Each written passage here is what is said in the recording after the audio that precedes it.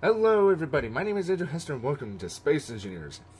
Quick note though, for those of you wondering where the Star Wars Let's Plays are, I'm taking a small break, because I don't want to burn myself out. And for those of you in the future who just found this video wondering what I'm talking about, hi. Anyway, so here I am, if I can talk, I'm here to show you guys my little Predator drones. Now, never mind the politics in the real world, this is just in Space Engineers. Otherwise, here you can see it is 1-to-1, and unfortunately I had to use mods to make this, specifically the Armored Thruster mod, which shouldn't be too big of an issue, because really, it's pretty much the most subscribed mod, and I think the most used mod in Space Engineers, so it's I hope you guys understand. But otherwise, as you can see, it is very compact. As I said, this is built 1-to-1 with the real Predator drone, and as you can see, yeah, the only weapons it has are 4 missile launchers, and even then they are not reloadable. But the only primary objective with the Predator drone in, well, at least my version, is the scouting. And as I come here, let's see, take control of one of the drones, remote control, and camera, and just in case, antenna, set you to max. Okay, so as you can see, the drone is very light. This thing comes in under 11.5 thousand kilograms. And as you can see, it is fairly maneuverable. Not that you would ever need to, or really you don't have to, but in theory, if you want to keep your drones, even though really from a material standpoint you can lose hundreds of these and it won't matter, versus the big red ship right there. Whereas you lose a big red ship like that, well, you kind of lost a bit, and if you did nothing, well, then you lost a whole lot more. Whereas the drone, you cause the same amount of damage as the red ship, but you just lose the drone. You didn't lose a whole lot, but you did do a whole lot.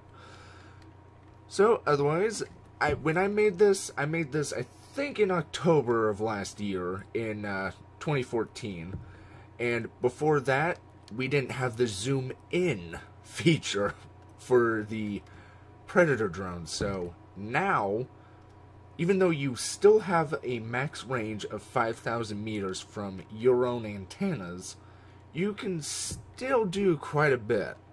As you can see, we can zoom in. I think I just discovered a bug. Where's the armor? Huh. That is kind of impressive, but at the same time, I think I found a bug. No one's listening. Okay. So, anyway, back to little shenanigans. So, I'm right there, right in front of the Predator drone, and this thing can, well, cameras can really zoom in. I'm not sure if there's going to be a camera upgrade to where you can zoom in even further. If so, I would totally redesign the drone around that. Otherwise, if we look at our copy over here, basic design, camera on the bottom to help protect it. Really, you lose the camera, you're not totally at a loss, but at the same time, if I was to redesign this, I would probably initiate a self-destruct mechanism that somehow destroyed all components so it couldn't be traced back to you. So like maybe replace these armor blocks, or one of them, with a small warhead that if the camera, maybe even the antenna, if any of them are knocked out, a countdown starts and boom, cannot be traced back to you. I don't know. someone let me know in the comments if that would work. If so, then I will totally do that, because that sounds cool and kind of intergalactic space agency sounding. Otherwise, this thing has a fair number of thrusters for forward momentum, as we saw. However, the braking is kind of slow, but kind of understandable. I mean, once you get to a fairly, what's the term I'm looking for? A pre-planned position, I guess, if you can call it pre-planned. I mean, you're going to fly in, zoom in, watch how many times the enemy goes to the toilet, and then fly back, or do a preemptive strike, make them think that they're being attacked by a military, fire all your missiles, get the heck out, maybe even have 2 of these in the espionage or scouting party, whatever floats your boat. Otherwise, the primary power of this is a battery, go figure, but that's more because there's no room to put a small or a large reactor, and there's several small. Let's take control of the other one. I said the other one. There it is. Okay. So, as you can see, it's moving forward. It uses 19%, well, 20% more like it. However, if we were to turn that off, it's using 91 just to move forward. So, the battery is the primary, with reactors being the backup. If you lose those, well, you're not getting back.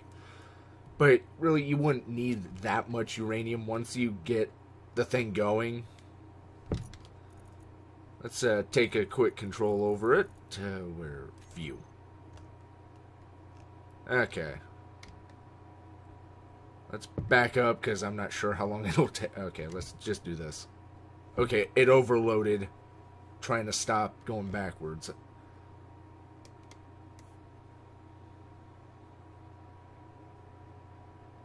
Alright, so it gets up to speed fairly quick.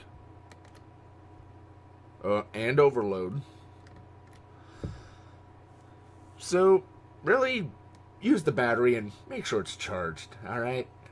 Otherwise, that's pretty much it. I mean, it's basic, it looks like the real thing. It doesn't really act like the real thing. You can't swivel the camera around. I kind of wish you could. And there's that bug again. Still looks cool, though. But anyway, I digress. So, thank you all so much for watching. I hope you enjoyed this episode. Down below in the down below in the description will be a link to the Steam Workshop, to where you can get this, and also a link to my other workshop where you can get all my other designs.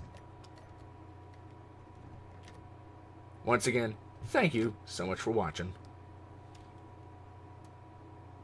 That wasn't as climactic as I thought it was going to be. Ah well. Once again, thank you so much for watching. I hope to see you in the next video. Bye-bye.